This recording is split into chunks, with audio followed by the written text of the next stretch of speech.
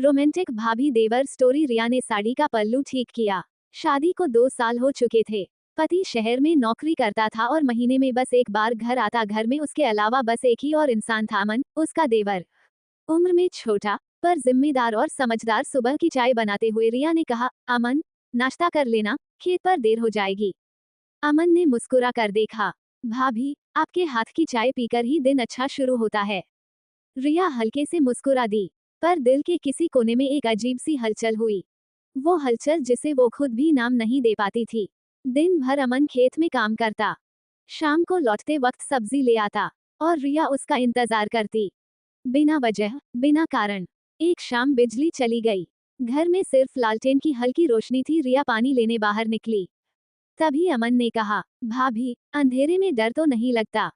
रिया ने धीरे से कहा, जब कोई अपना पास हो तो डर नहीं लगता। उस पल दोनों की नजरें मिलीं। कहने को कुछ नहीं था, पर बहुत कुछ महसूस हो रहा था। अगले दिन से दोनों के बीच एक नई चुप्पी थी।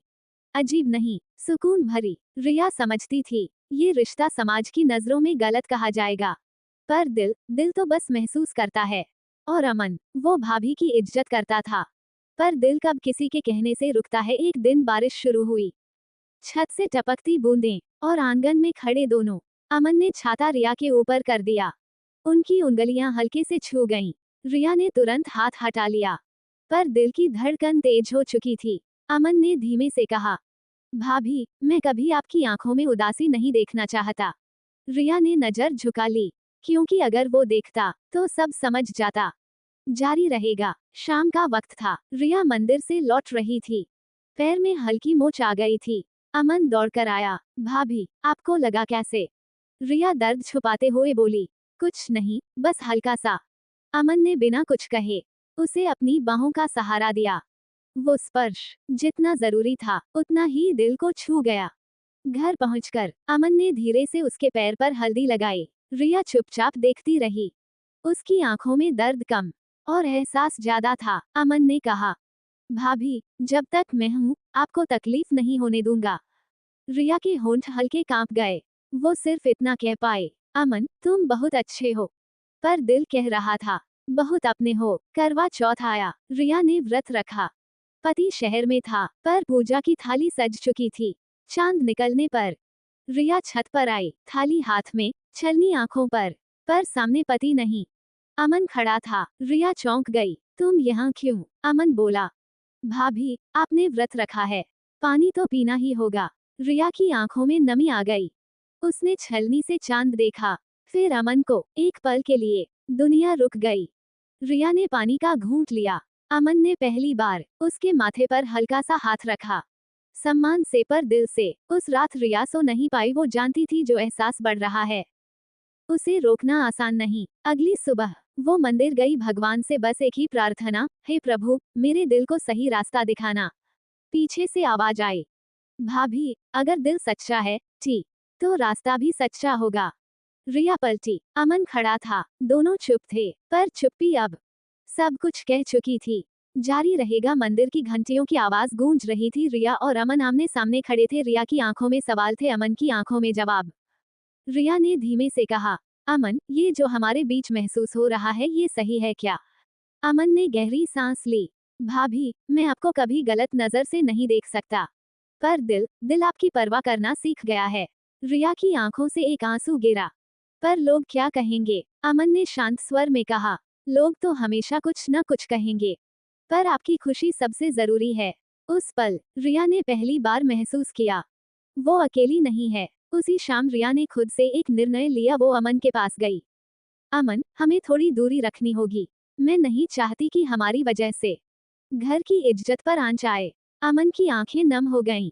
अगर यही आपकी खुशी है तो मैं मान लूंगा। उस दिन के बाद अमन सुबह जल्दी खेत चला जाता और देर से घर लौटता। घर में वही सन्नाटा, पर अब वो सन्नाटा और भी भारी था। एक दिन रिया को पति का पत्र मिला। लिखा था, मुझे शहर में दूसरी नौकरी मिल गई है, अब मैं यहीं रहूंगा, तुम्हें भी जल्द बुला लूंगा। रिया के हाथ कांप गए। ये पढ़कर अमन बाहर आंगन में बैठ गया, आसमान की तरफ देखकर बस इतना कहा, भगवान, उन्हें खुश रखना। कुछ हफ्तों बाद रिया शहर जाने को तैयार थी। अमन ने उसका सामान रखा, बस स्टैंड तक छोड़ने आया। बस आने वाली थी। रिया ने कहा, अमन, तुम्हारा एहसान मैं कभी नहीं भूलूंगी। अमन ने मुस्कुराकर कहा, भाभी, आप जहां भी रहें, खुश रहें, यही काफी है। बस चल पड़ी। खिड़की से रिया की नजरें अमन पर थीं, और अमन हाथ हिलाते हुए अपने दिल की आवाज दबा रहा था। साल बीत गए। रिया शहर में बस गई। अमन ने गांव की जिम्मेदारी संभाल ली। पर हर त्योहार पर एक फोन आता, अमन कैसी हो? भाभी, मैं ठीक हूँ। बस 2 पंक्तियां। पर दिल आज भी समझ जाता था कि कुछ रिश्ते नाम से नहीं, एहसास से जीते हैं। गांव में सावन की पहली बारिश हुई थी। मिट्टी की खुशबू, भीगे पेड़ों की हरियाली। कविता छत पर खड़ी बारिश देख रही थी। शादी को बस 6 महीने हुए थे। पति फौज में था, साल में 1-2 बार ही घर आता। नीचे आंगन में उसका देवर रोहन भीगते हुए बकरियों को बांध रहा था। कविता ने आवाज दी, रोहन, भीग जाओगे, अंदर आ जाओ। रोहन मुस्कुराकर बोला, भाभी, सावन में भीगना अच्छा लगता है। कविता हंस पड़ी। उस हंसी में कितनी देर बाद खुशी झलकी थी। बारिश तेज हो गई। बिजली चली गई। कविता ने मिट्टी के चूल्हे पर चाय बनाई। 2 कुल्हड़ रखे। रोहन बोला, भाभी, आपने भी बना ली? कविता ने धीरे से कहा, अकेले पीने में स्वाद नहीं आता। दोनों बरामदे में बैठे। बारिश की आवाज, चाय की भाप, और अनजानी अपनापन। रोहन ने कहा, भाभी, भैया आपको बहुत मिस करते होंगे। कविता की आंखें भर आईं। हाँ, पर फर्ज भी कोई चीज होती है। रोहन चुप हो गया। उसकी चुप्पी में समझ थी, और सम्मान भी। अगले दिन कविता की चूड़ी टूट गई। कांच का टुकड़ा पैर में चुभ गया। रोहन घबरा गया। भाभी, बैठिए। उसने पानी से पैर धोया, लदी लगाई। कविता ने पहली बार उसकी आंखों में बचपन नहीं, परिपक्वता देखी। रोहन बोला, जब भैया नहीं है तो आपकी जिम्मेदारी मेरी है।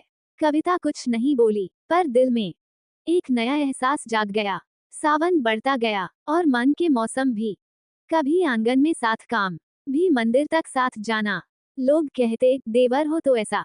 कविता मुस्कुरा देती, पर अंदर ही अंदर डरती भी थी, कहीं दी हद से आगे न बढ़ जाए।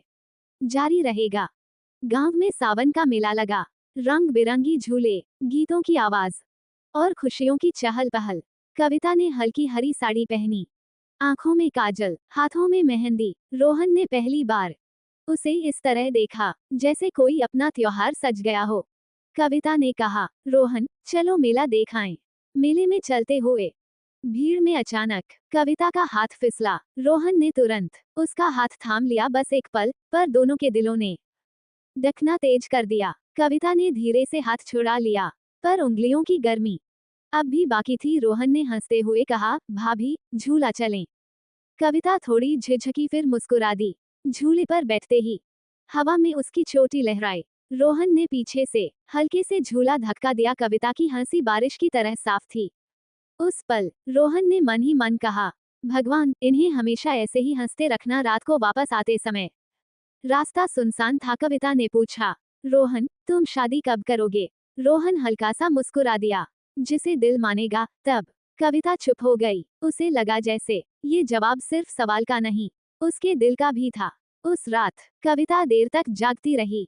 ये जो मैं महसूस कर रही हूँ, ये सही नहीं, मुझे खुद को रोकना होगा। पर दी हर धड़कन में रोहन का नाम दोहरा रहा था।